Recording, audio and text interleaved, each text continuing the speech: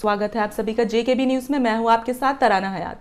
बंगाल में सत्तारूढ़ तृणमूल कांग्रेस ने भाजपा पर गैर बंगाली बाहरी लोगों को राज्य की जनता पर हावी करने का आरोप लगाया, जिसे भगवा पार्टी ने बेबुनियाद एवं राजनीति से प्रेरित बताकर कर दिया खारिज।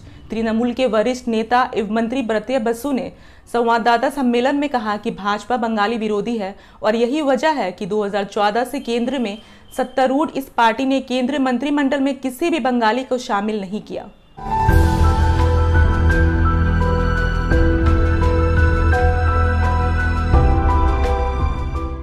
कर्नाटक के दिग्गज कांग्रेस नेता डीके शिव कुमार को सीबीआई ने समन जारी करते हुए 23 नवंबर को पूछताछ के लिए पेश होने के निर्देश जारी किए। शिव कुमार ने खुद संवाददाताओं को सीबीआई की ओर से समन जारी होने की बात बताई। उन पर 74.93 करोड़ की अनुपातहीन संपत्ति रखने का आरोप है। बीते 5 अक्टूबर को इसी सिलसिले में सीबीआई ने दिल्ली, कर्नाटक एवं मुंबई में छापेमारी की थी।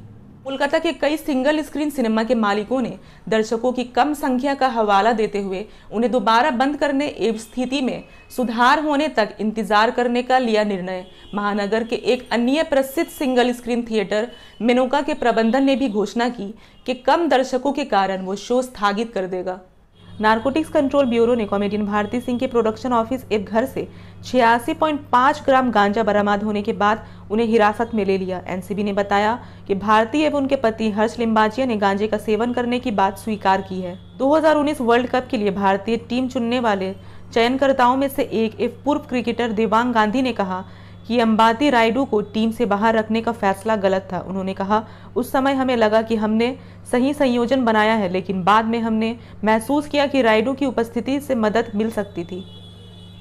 कई बीजेपी शासित राज्यों द्वारा लव जिहाद के खिलाफ कानून लाने की बात कहने के बाद छत्तीसगढ़ के मुख्यमंत्री भूपेश बघेल ने कहा कि कई बीजेपी नेताओं के परिवार के सदस्यों ने दूसरे धर्म में शादी की है। उन्होंने कहा, मैं बीजेपी नेताओं से पूछना चाहता हूं कि क्या ये शादियां भी लव जिहाद की परिभाषा के अंतर्गत आती हैं। प्रधानमंत्री नरेंद्र मोदी ने पंडित दीनदयाल पेट्रोलियम यूनिवर्सिटी के दीक्षांत समारोह में कहा, आप देखिए, जीवन में वही लोग सफल होते हैं जिनके जीवन में जिम्मेदारी का भाव होता है। उन्होंने कहा, विफल वो होते हैं जो बोझ की भावना से जीते हैं। जिम्मेदारी की भावना मौके की भावना को भी जन्म देती है।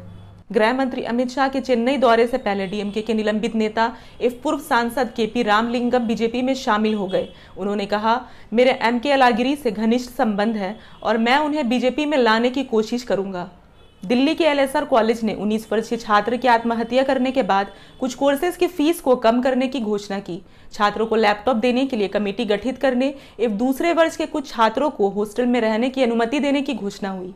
फिलहाल के लिए मुझे दीजिए इजाजत। अन्य जानकारियों के लिए देखते रहिए जेकेबी न्यूज।